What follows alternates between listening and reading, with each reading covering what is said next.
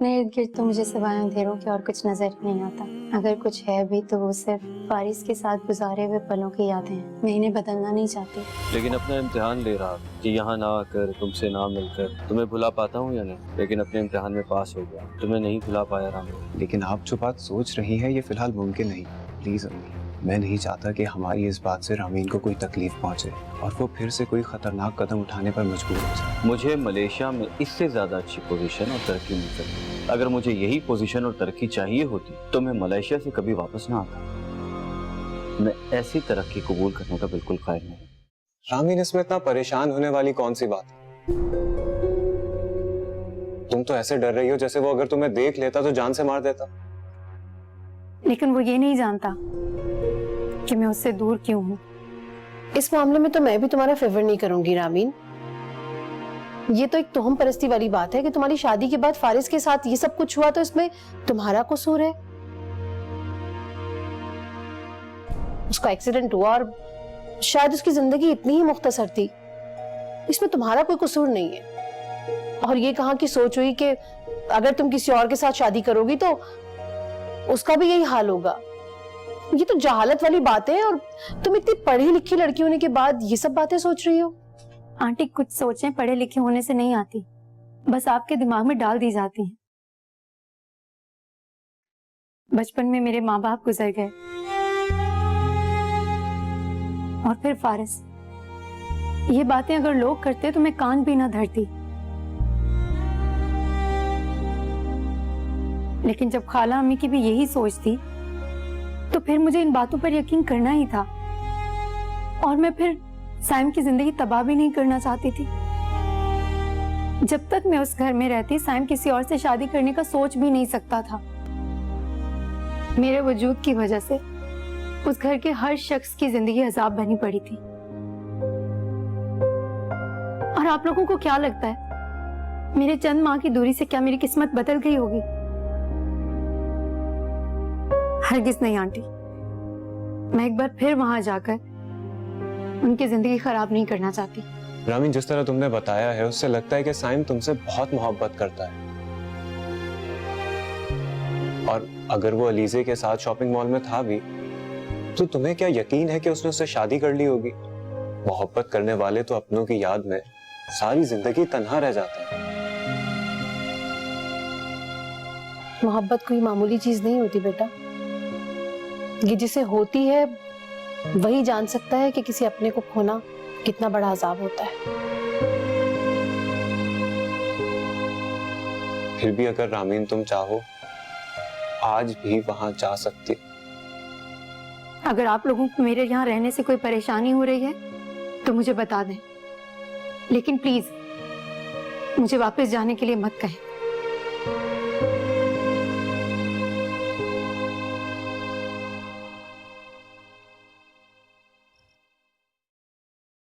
दानिया। हाँ भाई, क्या हुआ? क्या कर रही थी आप? मामी जान का कमरा सेट कर रही थी। कितने काम करती हैं आप? अच्छा यार, ये देखो मेरा बटन टूट गया, प्लीज इसे लगा दो। क्या तुम हर टाइम शर्ट के बटन्स तोड़ते रहते हो? क्या करूं, बस लोगों के दिल टूटते रहते हैं, मेरा बटन टूट गया। दानिया, फरीदा तुम्हें फोन कर रही थी लेकिन तुम्हारा फोन बंद था। ओ जी मामी जान, वो बैटरी डेड हो गई थी, चार्जिंग पे लगाया मैंने। अस्सलाम वालेकुम। वालेकुम अस्सलाम। ये आपके लिए और ये तुम्हारे लिए। मेरे लिए? भाई मुझे नहीं पता, अलीज़े शॉपिंग किए जा रही थी। वापसी पे गाड़ी से उतरते हुए मुझे ये दिया और कहा कि दानिया और आंटी को दे दो। वाह, अलीज़ा कितनी अच्छी है। मैं अभी उसे जाके थैंक यू का मैसेज करती हूँ। वाह वाह वाह, पैसे मेरे लगे हुए हैं और थैंक यू तुम उसको कहोगी? उसने तो सिर्फ पसंद किया है। तो उसे मेरा ख्याल था इसीलिए उसने मेरे लिए पसंद किए ना, वरना यहाँ तो कुछ लोगों को मेरा कोई ख्याल नहीं। वादा करके फिर मुकर जाते हैं। ओफो दानिया, मैंने कहा ना मैं फंस गया था। प्रॉमिस, इस संडे हम जरूर जाएंगे। पता है मुझे, आपने प्रॉमिस किया है तो आप मुझे लेकर जाओगे। मैं तो ऐसे ही मजाक कर रही थी। साइम, अलीजे को घर क्यों छोड़ा है? यही ले आते, हम साथ खाना खा लेते। अरे अम्मी, डिनर क्या खाक करती हूँ? रास्ते से इतना कुछ खा लिया था उसने, पानी पूरी, भेल पूरी, चना चाट और पता नहीं क्या क्या। चलो, जो उसको पसंद था वो उसने खा लिया, ये भी अच्छा हुआ।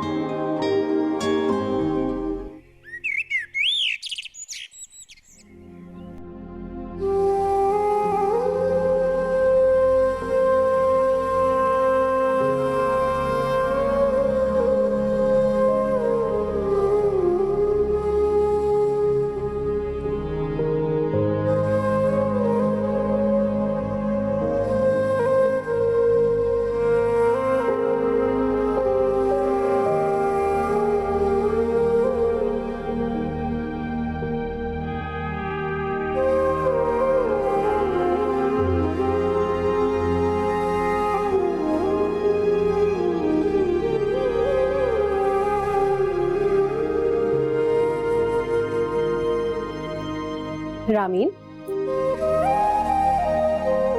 क्या बात है बेटा, तुम तैयार नहीं हुई क्या? स्कूल नहीं जाना? नहीं आंटी, आज से मैं बाहर नहीं जाऊंगी। पता नहीं अगर फिर किसी की नजर पड़ गई तो, और मैं अब स्कूल भी नहीं जाऊंगी। आप प्लीज किसी और को अपॉइंट कर लें। कैसी बातें कर रही हो बेटा? ठीक है, तुम स्कूल नहीं जाना चाहती हैं, आज कोई बात नहीं, 1-2 दिन घर में आराम करो, उसके बाद ज्वाइन कर लेना। लेकिन बेटा, इस तरह खुद को घर में कैद करने से कोई हल तो नहीं निकलेगा ना? आखिर कब तक खुद को इस तरह घर में कैद रखोगी? एक ना एक दिन तो बाहर आना है ना। अब फिर जरूरी थोड़ी है कि जॉब के सिलसिले में बाहर जाओ। बहुत सारे काम होते हैं घर से बाहर, उन्हें करो। आप कह तो ठीक रही हैं, लेकिन मैं कुछ दिनों तक घर से बाहर नहीं निकलना चाहती। आप प्लीज वो यूनिफॉर्म, किताबें और कपड़े सलमा की बेटी को दे दें। अच्छा चलो ठीक है, जैसे तुम्हारी मर्जी। लेकिन एक बात का ख्याल रखना, तुम्हारा जरा सा भी दिल घबराए तो मुझे या फाहद किसी को भी कॉल कर देना। हम दोनों में से कोई भी तुम्हारे पास आ जाएगा, ठीक है? जी।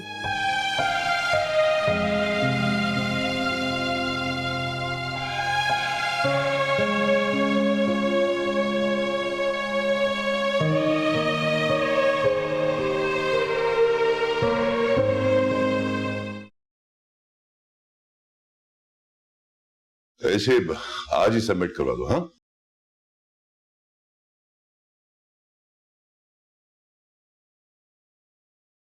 सर, हाँ मिस अलीजी, आप ऐसे कीजिए कि कैरियर के साथ मिलकर सारी डिटेल्स पे वर्किंग शुरू कर दीजिए। सेकंड हाफ में हमारे क्लाइंट मिस्टर शहजाद आ रहे हैं, ये सारी डिटेल्स हमें उनके साथ शेयर करनी होगी, राइट?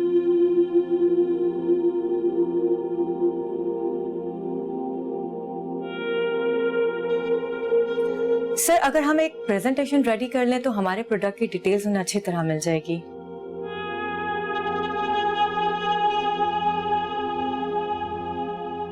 मिस अलीजी, फिलहाल आप उतना कीजिए जितना आपसे कहा गया है।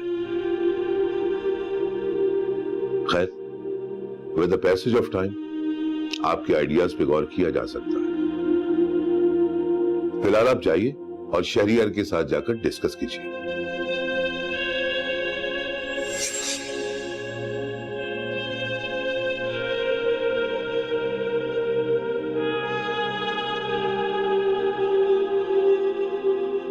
क्या यादों के दरीचे खोलना चाह रही हो? नहीं अम्मी, मैं तो सोच रही थी उन यादों को ही मिटा दूं जिन्होंने आपकी और मेरी जिंदगी में दुखों के सिवा और कुछ नहीं दिया। देखो बेटा, जिंदगी में आने वाले लोग अच्छे हों या बुरे, वो हमारी जिंदगी में किसी खास मकसद से आते हैं। हमारी जिंदगी उनके वजूद से नई करवटें बदलती है। बस यही समझ लो, उनका हमारी जिंदगी में आने का मकसद यही था। मैं ऐसे शख्स को बहुत कमजोर और बुज़दिल समझती हूँ अम्मी, जो किसी के बहकावे में आकर बहक जाए। क्या कोई अपने वजूद के हिस्से को इस तरह खुद से अलग कर सकता है? जिस तरह उन्होंने आपको और मुझे कर दिया। Okay sir.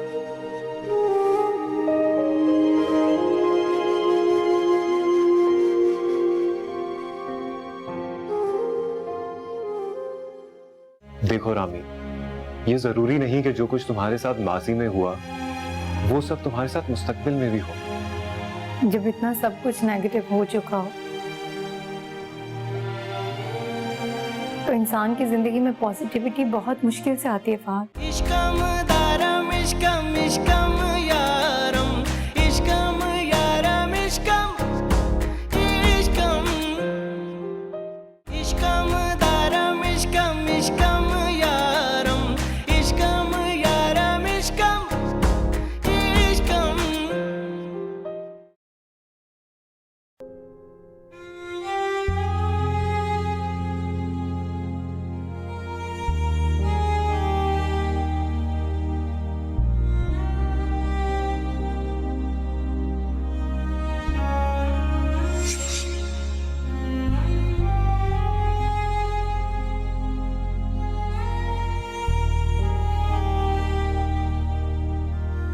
खुश हो? हाँ, लेकिन इस खुशी की वजह सिर्फ और सिर्फ आप ही हैं। अगर आप ना होते तो ये खुशी कभी यूं महसूस नहीं कर पाती। हंसते हुए तुम कितनी खूबसूरत है, और जब तुम्हें हंसता हुआ देखता हूँ तो मेरे दिल को बहुत सुकून मिलता है। आपको पता है, आपसे शादी के बाद मेरी जिंदगी में जो खुशियां आई हैं ना, वो मेरी जिंदगी का सबसे बड़ा एहसास है। वक्त कितनी करवटें बदलता है ना। शायद मैंने अपनी जिंदगी में इतने बदलाव देखे हैं कि अब जिंदगी बेयकीनी सी लगने लगी है। क्या सोचती हूँ, क्या हो जाता है।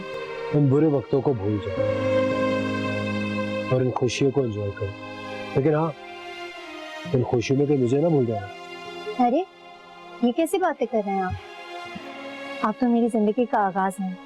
आप मेरे साथी, मेरे दोस्त, मेरा सब कुछ है। आपको कैसे भूल सकती हूँ। तेरी याद है अभी मेहरबान, मेरे दिल नशी, मेरे राज़दां, मेरा इश्क रहने दे राज में, ना बता पिया तू हकीकतें, दिल नादां बता देना, करें कैसे दवाए इश्क, उन्हें इल्जाम दो जाना, करें अखियां खताए इश्क, ये नादा है कुछ ना जाने, मिले दिल को सजा रे इश्क, सुनो दिल भर मिले क्यों कर सजा है इश्क।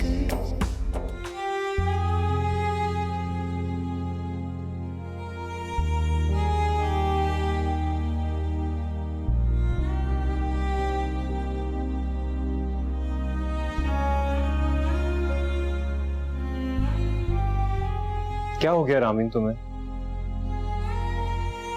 इतनी समझदार होकर इस तरह की हरकतें करने लगी हो?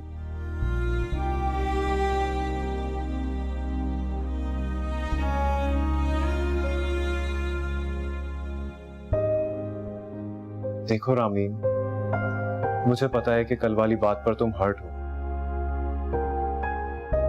और उसके लिए आई एम रियली सॉरी, लेकिन मेरे कहने का मकसद हरगिज ये नहीं था कि मैं तुम्हें जबरदस्ती साइम के घर भेजना चाहता हूं या तुम्हारे रहने से मुझे कोई प्रॉब्लम है। देखो रामीन, मैं तुम्हें सिर्फ इतना समझाना चाहता था कि अगर वो लोग इतने अच्छे हैं तो फिर इन सब बेतुकी बातों की वजह से उनसे दूरी क्यों? और अगर तुमने उनसे दूर रहने का फैसला कर ही लिया था तो फिर पछतावा कैसा? ये पछतावा नहीं है फहद। जब इंसान अपनी यादों के दरीचों को बंद कर देता है और फिर अचानक से एक आंधी आती है जिससे वो यादें हमारे दिलो दिमाग में बहुत शिद्दत से उभरने लगती हैं, तो बहुत दुख, बहुत तकलीफ होती है।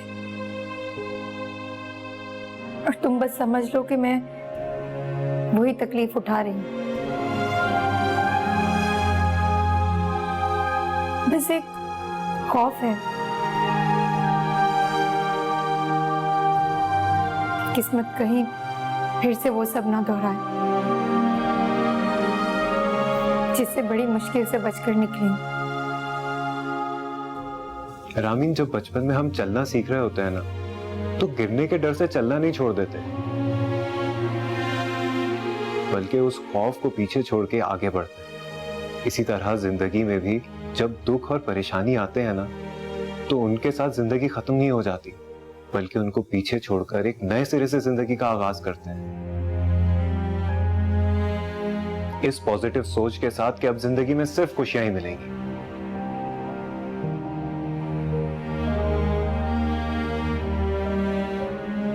देखो रामी, ये जरूरी नहीं कि जो कुछ तुम्हारे साथ माजी में हुआ वो सब तुम्हारे साथ मुस्तकबिल में भी हो।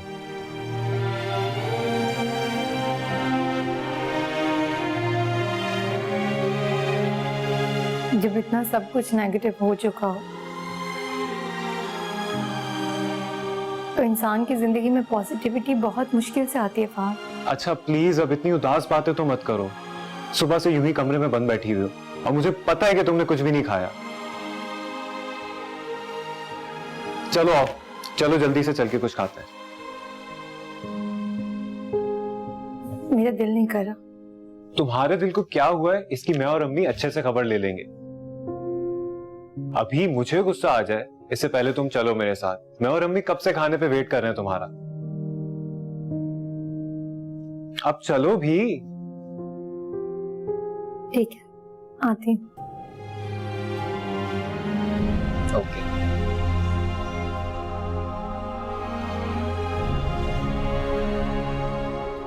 अजीब खड़ूस है मेरा बॉस, टू द पॉइंट बात करता है। जरा बात इधर उधर की कि चुप करा देते हैं। आज मीटिंग के वक्त भी मुझे एक दो बार घूर कर देख रहे थे। वो तो शुक्र है कि प्रेजेंटेशन बहुत अच्छी हुई, काफी इम्प्रेस हुआ है। मीटिंग के बाद मेरी तारीफ भी कर रहे थे। गलती तुम्हारे बॉस की नहीं है, तुम्हारी है। हर वक्त टटर करती रहती हो, हर कोई बर्दाश्त नहीं करता। मुझे तो बेचारे साइम पे तरस आता है, हर रोज सर दर्द की दवाई खाता होगा। अल्लाह जाने शादी के बाद क्या होगा। अच्छा, बेटी को डांट पड़ी उसकी फिक्र नहीं है, दामाद की फिक्र हो रही है। उसकी आप फिक्र ना करें, उससे मैं संभाल लूंगी। लेकिन मेरी टटर तो बर्दाश्त करनी पड़ेगी। मैं तो थोड़ी देर ना बोलूं तो मुझे ऐसा लगता है मेरी जबान पे जंग लग गया। अल्लाह रहम करे तुम्हारे नए बॉस पर और साइम पर। मेरा क्या, मैं तो झेल ही रही हूँ तुम्हें। अम्मी आप मुझे झेल रही हैं? तो झेलती रहे।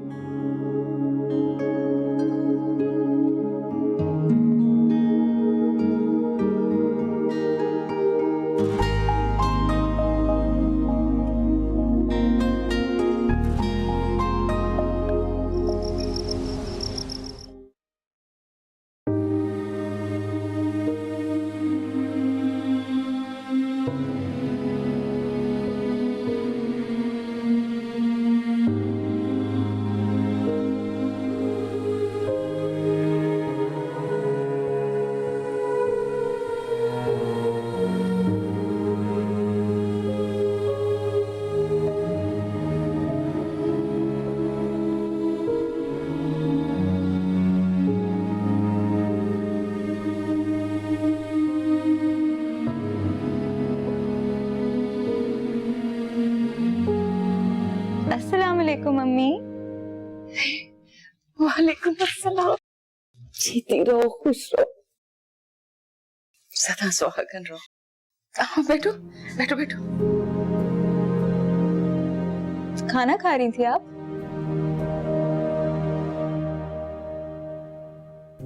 मुझे पता था आपसे खाया नहीं जा रहा होगा। आपकी आंखों की नमी बता रही है कि आप मुझे याद कर रही थी। ठीक ही तो कहता है समीर, आप हमारे पास आकर रह जाए ना। इतनी अकेली पड़ गई हैं आप यहाँ, सही से खाना भी नहीं खाया जा रहा आपसे। नहीं बेटा, अब तो इसी तरह से जिंदगी गुजारनी है, आदत हो जाएगी थोड़े दिनों में।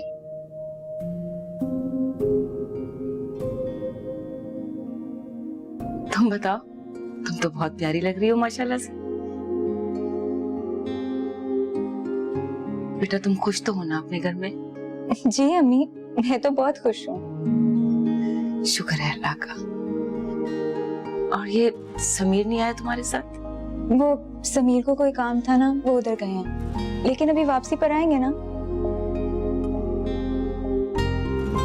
पर अभी मैं आ गई हूँ, मैं आपको अपने हाथ से खाना खिलाऊंगी। अरे मैं खा लूंगी बाद में बेटा। नहीं अम्मी, क्या मतलब है आपका?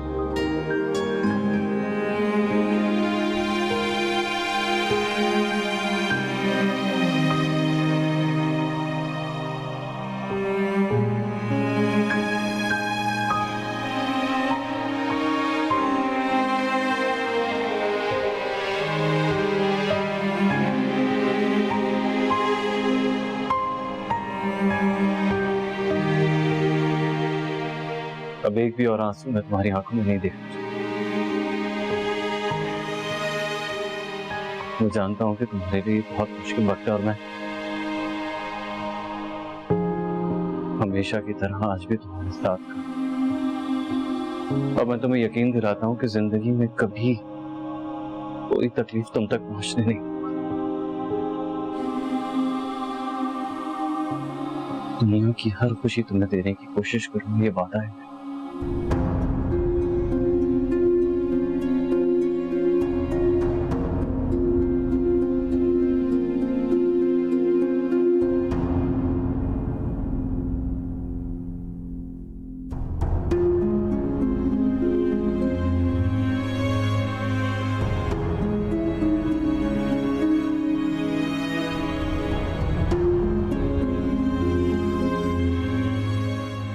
मेरे रूबरू मेरे चार सू, तेरा इश्क तेरी मोहब्बतें, तेरे बाद भी मेरे हमनशी, मेरे साथ हैं तेरी ख्वाहिशें। तेरी याद है अभी मेहरबान, मेरे दिल नशी, मेरे राज़दां, मेरा इश्क रहने दे राज में, ना बता पिया तू हकीकतें।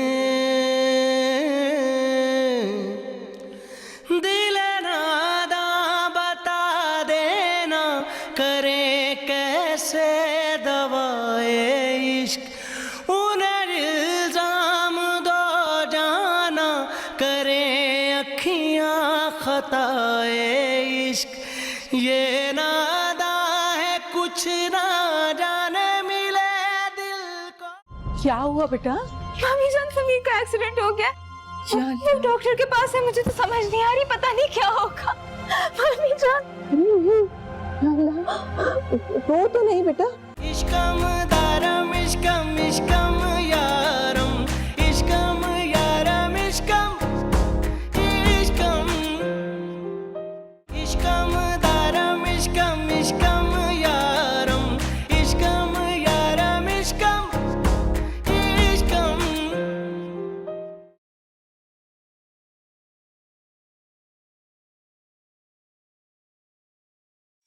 साइम,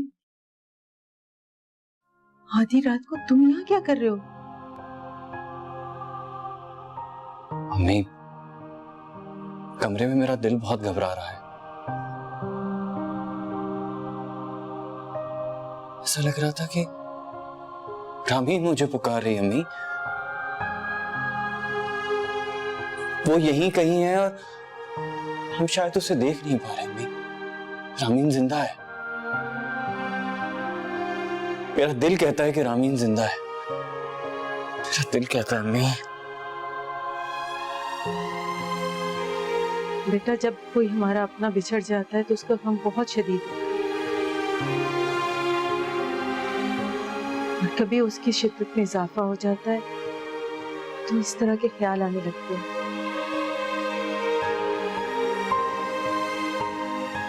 एक बेयकीनी किसी कैफियत हो जाती है।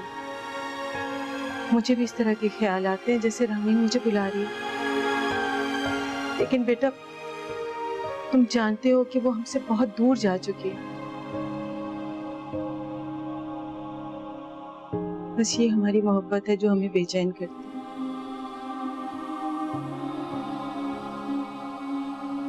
बस अल्लाह ताला से दुआ करूं कि अल्लाह उसे जन्नत के आला मकाम में जगह दे।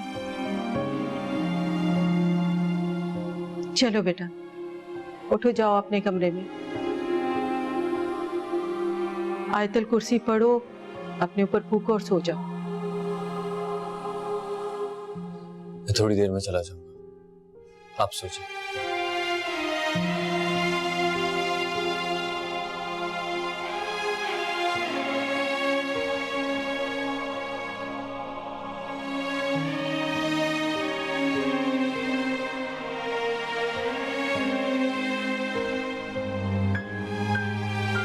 मेरा दिल क्यों ये मानने को तैयार नहीं है कि रामी मर चुकी है? क्यों मुझे उसकी आवाजें सुनाई देती हैं? क्यों?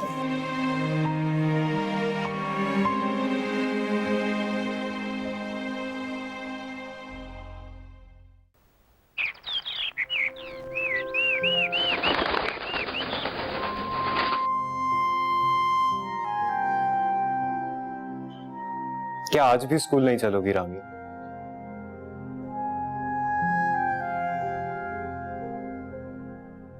नहीं फहद, मैं कह चुकी कि मैं इस घर से बाहर नहीं जाऊंगी। प्लीज तुम स्कूल के लिए कोई नई टीचर अपॉइंट कर लो। रामीन, मेरा हरगिज ये मतलब नहीं है कि तुम स्कूल आकर जॉब करना शुरू कर दो, लेकिन इस तरह घर में घुटकर बैठना ये तुम्हारे लिए ही ठीक नहीं है। डिप्रेशन में चली जाओगी ऐसे। फहद प्लीज, मैंने सारी जिंदगी दूसरों के कहने पर अमल किया है, बड़ी मुश्किल से खुद को संभाला है और बड़ी मुश्किल से अपने अंदर हिम्मत पैदा की है कि अपनी जिंदगी के फैसले खुद कर सकूं। और फहद, फिलहाल मैंने ये फैसला किया कि मैं स्कूल नहीं जाऊंगी, 1-2 माह घर पर ही रहूंगी।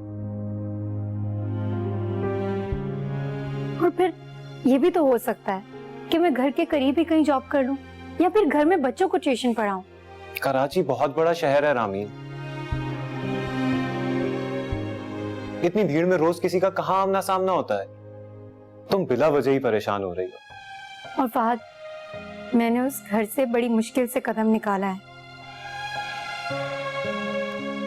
और उस दिन साइम के चेहरे पर इतना सुकून देखकर मुझे इत्मीनान हो गया है कि उनकी जिंदगी मेरे बगैर बहुत अच्छी है। और देखो फहद, मैं ऐसा हरगिज नहीं चाहती कि एक बार फिर मैं उनकी जिंदगी में कदम रखकर उनकी खुशियों को बर्बाद कर दूं। और फहद, मैं बाहर जाने से नहीं डर रही, मैं डर इस बात से रही हूं कि अगर मुझे किसी ने देख लिया तो मैं खुद को रोक नहीं पाऊंगी और फिर मुझे हर हाल में उनके पास जाना ही होगा। इसलिए प्लीज फहद, मुझसे जबरदस्ती ना करो। ठीक है रामी, जैसे तुम्हारी खुशी। तुम खुश हो, मेरे लिए यही काफी है।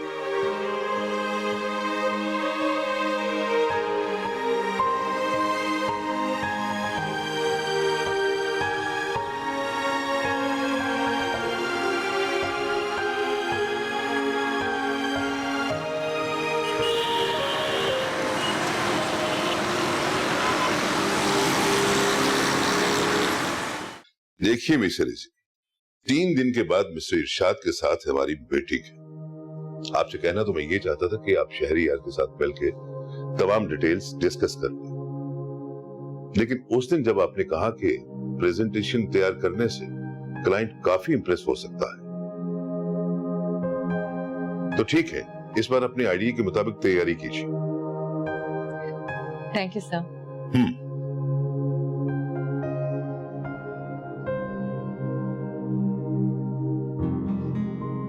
मैं देखना चाहता हूं कि आप सिर्फ बातें करती हैं या मेरे मयार के मुताबिक काम भी करना जानती हैं। वैसे मेरे नजदीक अमूमन लड़कियां इतनी स्मार्ट नहीं होती, इसलिए मैं लड़कियों को बहुत कम अपॉइंट करता हूं। आपकी प्रोफाइल काफी इंप्रेसिव थी, इसलिए आपको जॉब मिली। लिहाजा आप जाइए और जाके प्रोजेक्ट पे काम कीजिए। I will see you next meeting, please. मुझे यकीन है सर, मेरी इस प्रेजेंटेशन के बाद आपकी सोच बदल जाएगी। चलिए देखते हैं।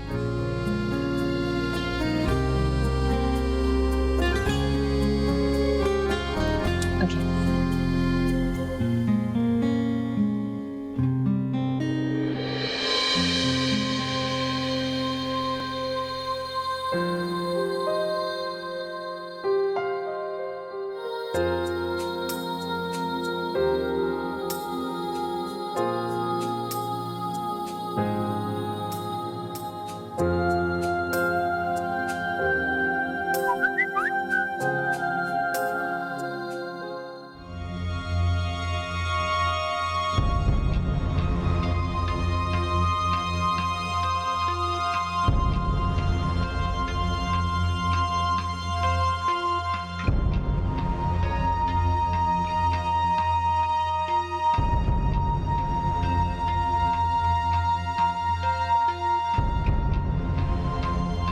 मामी जान, मामी जान, क्या हुआ बेटा? मामी जान, समीर का एक्सीडेंट हो गया। वो डॉक्टर के पास है, मुझे तो समझ नहीं आ रही, पता नहीं क्या होगा। मामी जान। रो तो नहीं बेटा, जल्दी से मुझे दो, मैं समीर को फोन करती हूँ। मामी जान, आप प्लीज प्लीज पता करें। साइम को भी कहती हूँ कि उसके पास ले जाए। मामी जान, पता नहीं किस हालत में होगा। फोन ही नहीं उठा रहा। साइम का नंबर मिला, घबराहट में समझ ही नहीं आ रही कुछ। मामी जान, प्लीज जल्दी से पता करें।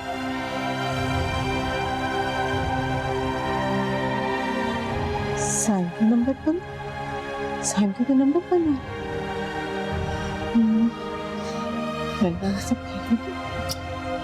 आओ इधर आके बैठो।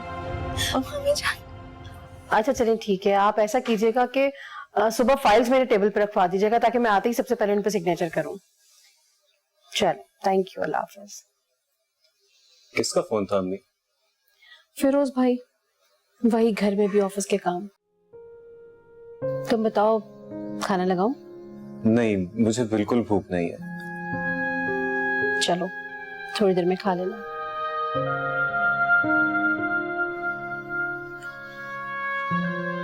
फात, कभी कभी मुझे लगता है कि रामीन मेंटली तौर पे बहुत ज्यादा डिस्टर्ब है। छोटी छोटी सी बातों पे उसका इस तरह से रिएक्शन, इस तरह से खौफजदा होना, हमें इन सब चीजों से उसे बाहर निकालना होगा।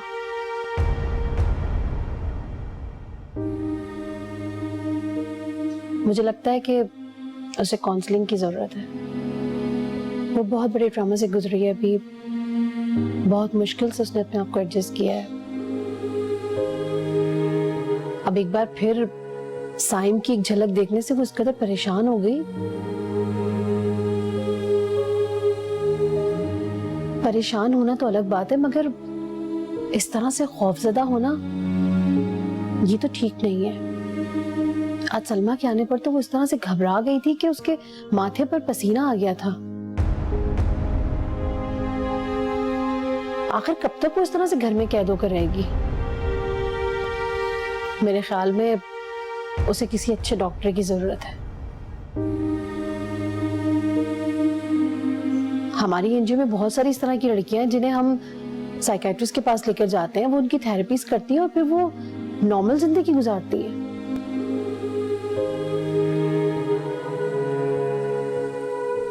मेरे ख्याल में रामीन को भी इसकी जरूरत है।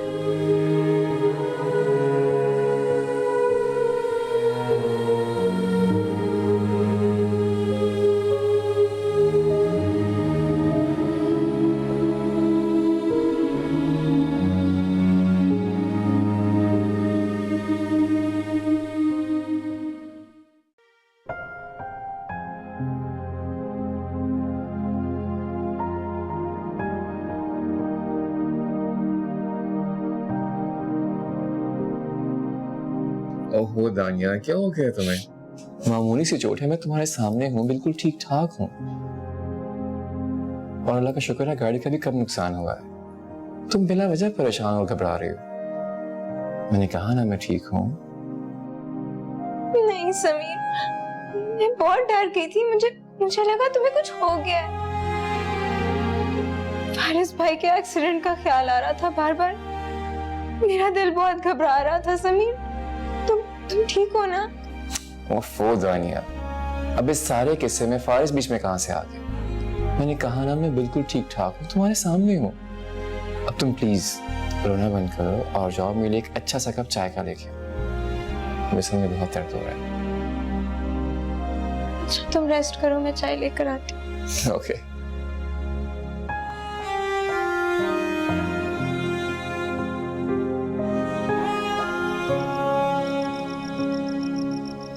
छोटी छोटी सी बातों पे उसका इस तरह से रिएक्शन, इस तरह से खौफजदा होना, हमें इन सब चीजों से उसे बाहर निकालना होगा। मेरे ख्याल में उसे किसी अच्छे डॉक्टर की जरूरत है। हमारी एनजीओ में बहुत सारी इस तरह की लड़कियां हैं जिन्हें हम साइकेट्रिस्ट के पास लेकर जाते हैं, वो उनकी थेरेपीज करती हैं और फिर वो नॉर्मल जिंदगी गुजारती है।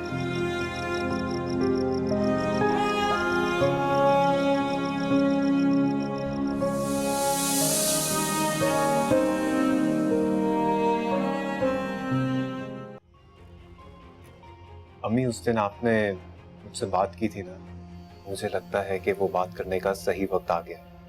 मैं रामीन से शादी करने के लिए तैयार हूँ। अम्मी आप भी ना और बातें करते करते कहीं ना कहीं ये बात ले ही आती है। अभी आप वेट कर लें थोड़ा सा, मुझे नहीं करनी शादी। मैं रामीन से मोहब्बत जरूर करता हूँ, लेकिन उसकी इज्जत और उसकी फीलिंग्स की परवाह मेरे लिए मेरी मोहब्बत से कहीं ज्यादा है। और हमारे माशरे में तो अभी भी इस तरह के लोग जिंदा हैं जो लड़कियों के वजूद को बर्दाश्त ही नहीं करते। बस नफरत है मुझे उन लोगों से जो हमारी राह में रुकावट बनते हैं।